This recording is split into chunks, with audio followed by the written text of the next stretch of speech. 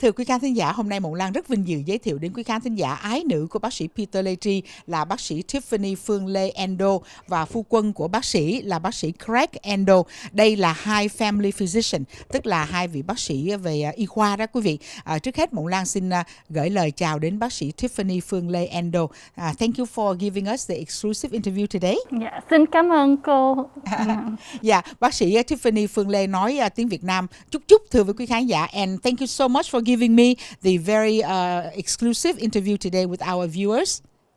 Thank you for having us. Yes, I would like to ask you to take off your masks so that we can hear you better and also the viewers can see your faces, if I may. Thưa quý khán giả, trong cái mùa dịch bệnh này thì ai cũng phải đeo mặt nạ. Thì hai quý vị bác sĩ của chúng ta cũng như bác sĩ Peter Lê Tri đều phải đeo mặt nạ. Nhưng mà ngày hôm nay thì Lan có mời hai vị bác sĩ cởi mặt nạ ra để mà cái lời nói nó rõ ràng hơn. Sơ qua một chút xíu về bác sĩ Tiffany Lê. Can you tell us a little bit about yourself? Sure. My name is Dr. Tiffany Endo. Tên Việt Nam là Lê Thị Tuấn Phương. Bác sĩ qua bên Mỹ đi hồi 1979. Đang làm việc làm bác sĩ gia đình, cũng có đỡ xanh. Có chồng đi là bác sĩ Craig, với lại bác sĩ cũng có 3 đứa con. Và bác sĩ quên một chuyện là bác sĩ cũng là Doctor of Osteopathy. Về quý vị nào mà bị rỗng xương đó thì bác sĩ Tiffany Lê Endo cũng là một vị bác sĩ, ngoài bác sĩ gia đình, ngoài bác sĩ mà có thể đỡ đẻ ra thì bác sĩ còn là một vị bác sĩ về cái vấn đề xương nữa. And can you tell us a little bit about yourself, Dr. Endo? I know that you are a medicine doctor. Sure. So I'm also a family physician, just like my wife. Graduated from medical school in USC, and we did our residency at Pomona Valley Hospital. We've been in practice for 21 years now, and so our first 17 years were in practice together in private practice, and since then we've joined a large group.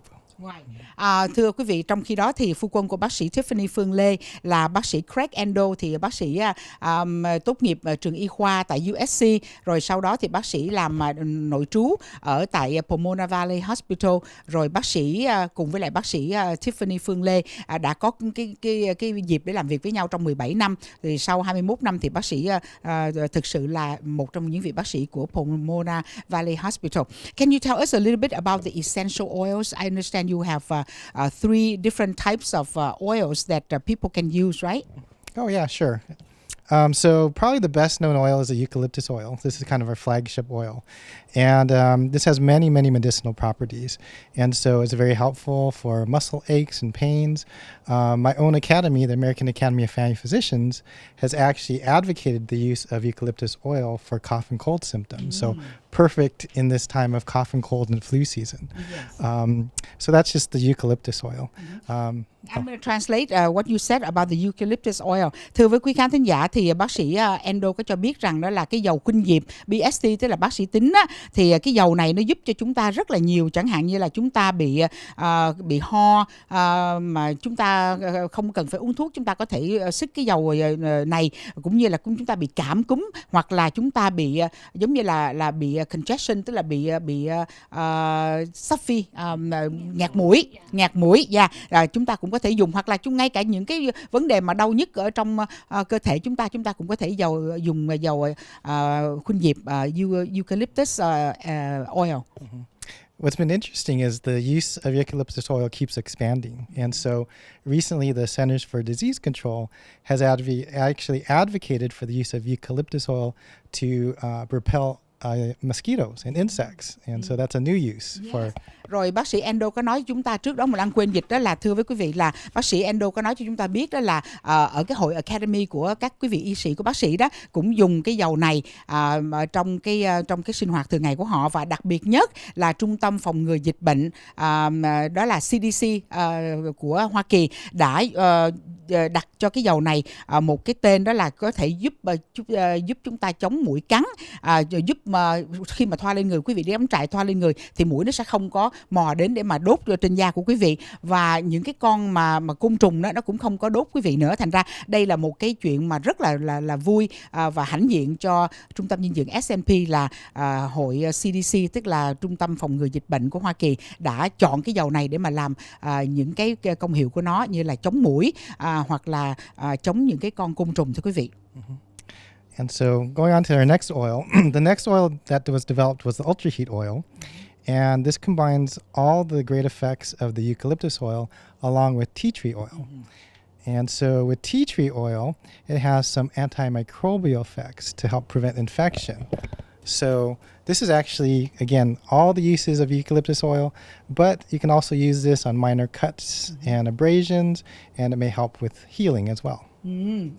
Thưa quý vị, và cùng với lại là dầu khuynh diệp đó thì là Trung tâm Dinh dưỡng SNP đã cho ra đời thêm một loại dầu, đó là dầu Ultra Heat.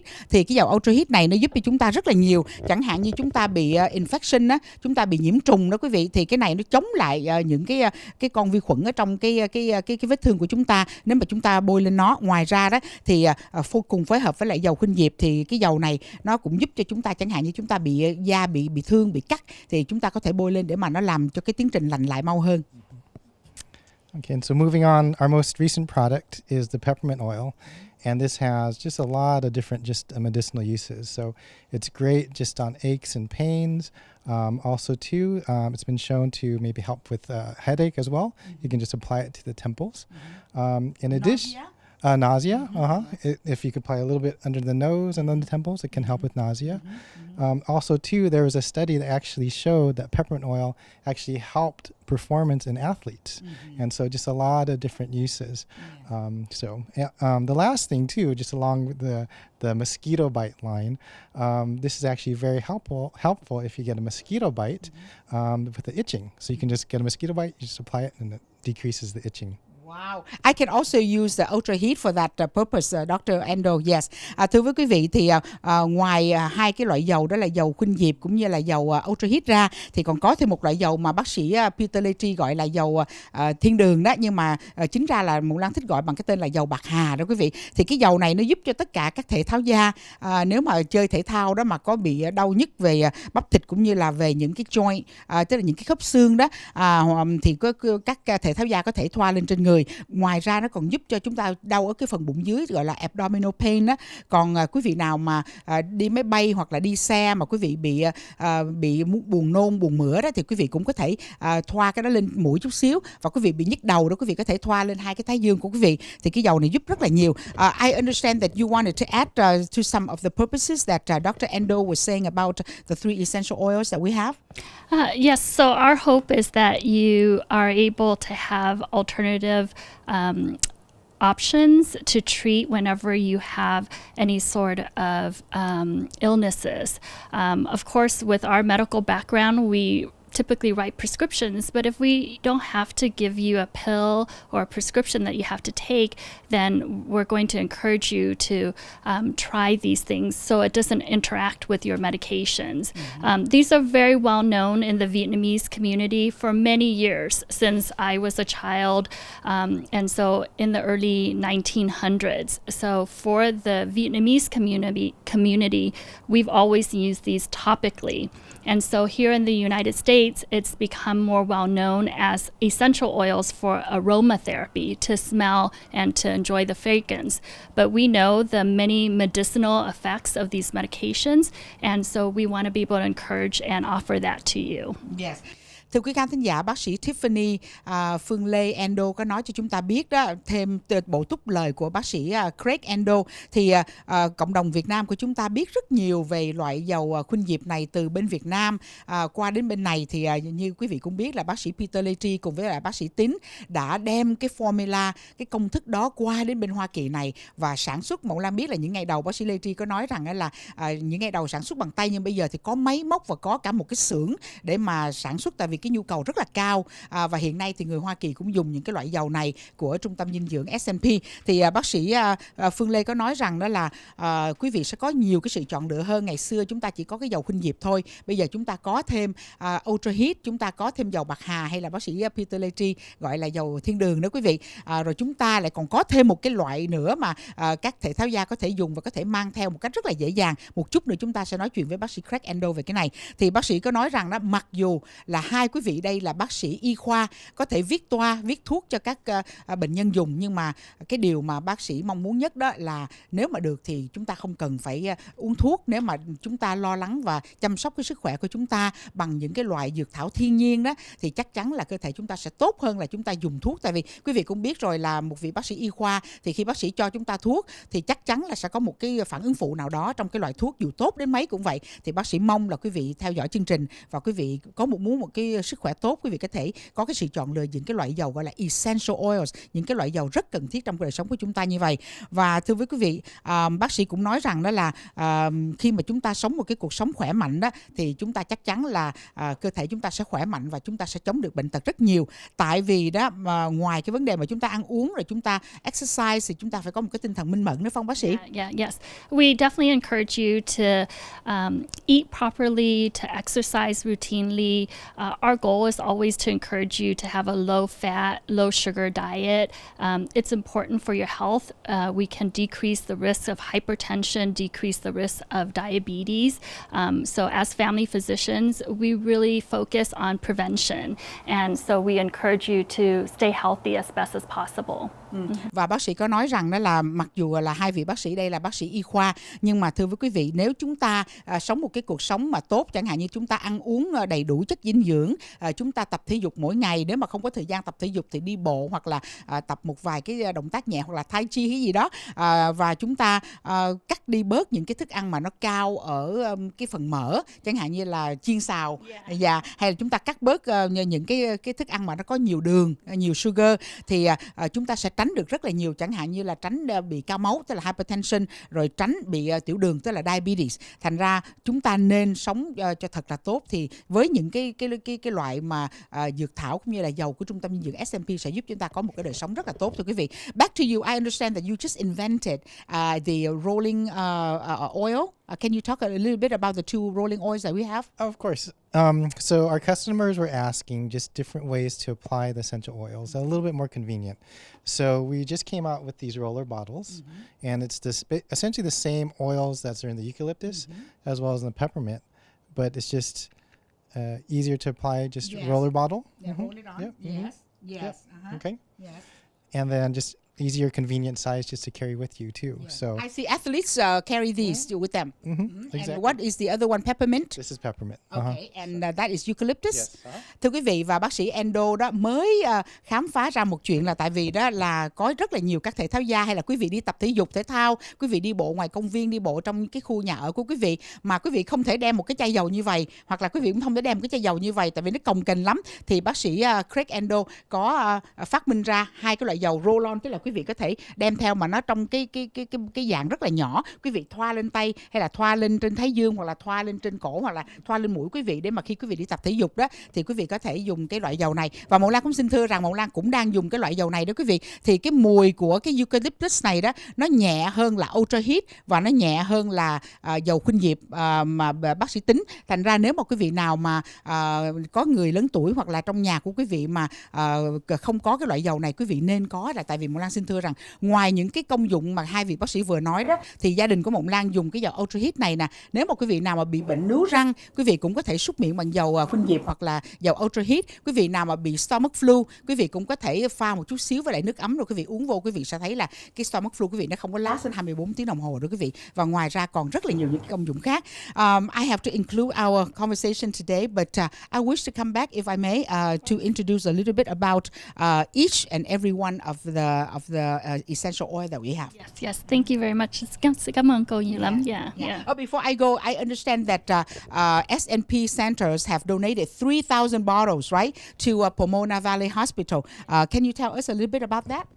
Yeah, so just in terms of supporting just the workers, it's been a very difficult time during the pandemic, having to wear masks, a lot of stress involved, and so we've decided to donate 3,000 bottles to the staff at Pomona Valley Hospitals, just to say thank you, just for all their hard work, and just to help relieve their stress and get them through their day. Thank you. Thưa với quý vị, là bác sĩ Endo có cho chúng ta biết đó là Mộng Lan ngửi cái mùi này Mộng Lan cảm thấy thư giãn vô cùng luôn, cái vị giảm stress rất là nhiều. Tại vì làm một cái show mà với 3 vị này đó, Mộng Lan cũng rất là sợ và rất là run, tại vì 3 vị này rất là nổi tiếng về những cái sản phẩm của họ và cũng nổi tiếng trong cộng đồng về cái danh hiệu của những cái loại dầu. Nhưng mà ngày hôm nay thì Mộng Lan rất là vui để giới thiệu đến quý vị là Trung tâm Dinh dưỡng SNP có lòng là tặng 3.000 cái chai dầu cho bệnh viện Pomona Valley Hospital, cho những vị mà gọi là frontlines như là bác sĩ, y tá, các tình nguyện viên, để mà giúp cho họ có được một cái ngày thật là vui, thật là thoải mái, thư giãn. Quý vị biết là trong cái không khí mà bệnh viện đó thì ai cũng bị stress đó, cứu người từng giây từng phút thì và có nhiều khi chúng ta phải đeo mask suốt cả ngày như vậy, thì cái dầu này quý vị nhỏ lên cái mask, quý vị sẽ thấy thư giãn và relax vô cùng ngay sau một ngày làm việc mệt nhọc. Quý vị tắm rửa xong, quý vị cũng bôi một chút xíu lên người, quý vị chúng ta thấy rất là thư giãn, có phải không bác sĩ? Yeah, đúng. We know it's been a very stressful time these past months for everybody, and so we really want to be able to show our appreciation to the staff, and also just to encourage everybody to stay well. Thank you. And natural way to better health is your slogan. Yes. Thưa với quý khán giả là cái slogan, cái phương châm của trung tâm từ đời này sang đời khác, bác sĩ Peter Lê Tri là đời thứ nhất, rồi đến bác sĩ Phương Lê Endo, rồi đến bác sĩ Craig là đời thứ nhì, và sau đó là tới con của hai vị bác sĩ này là Bethany là đời thứ ba. Thưa quý vị, trong gia đình này toàn là bác sĩ không, mà cái dầu này phải được chuyển từ cha đến con đến cháu, thưa quý vị, và đó là cái di truyền rất là tốt mà chúng ta sẽ là những người thừa hưởng. Một lần nữa thì Mộng Lan hân hạnh giới thiệu đến quý khán thính giả tất cả những cái loại dầu mà cần thiết trong đời sống của chúng ta của Trung tâm Dinh dưỡng SNP. Mong là quý khán thính giả nào đang theo dõi chương trình này, quý vị có thể gọi cho đài AVA TV, hoặc là quý vị xem những trung tâm gọi là distributors mà chính thức để quý vị mua để không bị giả nha quý vị. Tốt hơn hết là quý vị nên mua tại AVA, tại vì đây là hàng sẽ được chuyển thẳng đến AVA để quý vị đến lấy, không có hàng giả. Và quý vị cần đến số điện thoại của Trung tâm Dinh dưỡng SNP, xin gọi 714 903 2225 714 903 2225. Trung tâm đã dọn về trên đường Western gần với đường Garden Grove. Cái địa chỉ có trên màn hình. Và xin cảm ơn sự theo dõi và lắng nghe của quý vị. Xin kính chào tạm biệt. Thank you. Thật sự ra hôm nay là một cái buổi đặc biệt. Thành thử chúng tôi cũng muốn, Trung tâm Dinh dưỡng SNP muốn giới thiệu toàn thể những người đã làm việc ở trại trung tâm. Thì thế hệ thứ nhất là tôi, thế hệ thứ nhì là con gái và rể của tôi là bác sĩ Craig Endo và Tiffany Endo.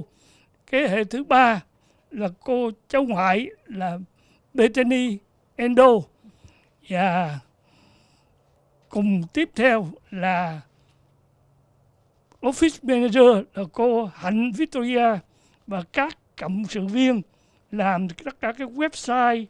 Bởi vì cái thế hệ trẻ rất là giỏi về những website, những cái điện toán, thành thử ra những cái thành phần trẻ tiếp tay trung tâm làm những website, và hiện tại cái sản phẩm của trung tâm được bán trên hệ thống net toàn cầu.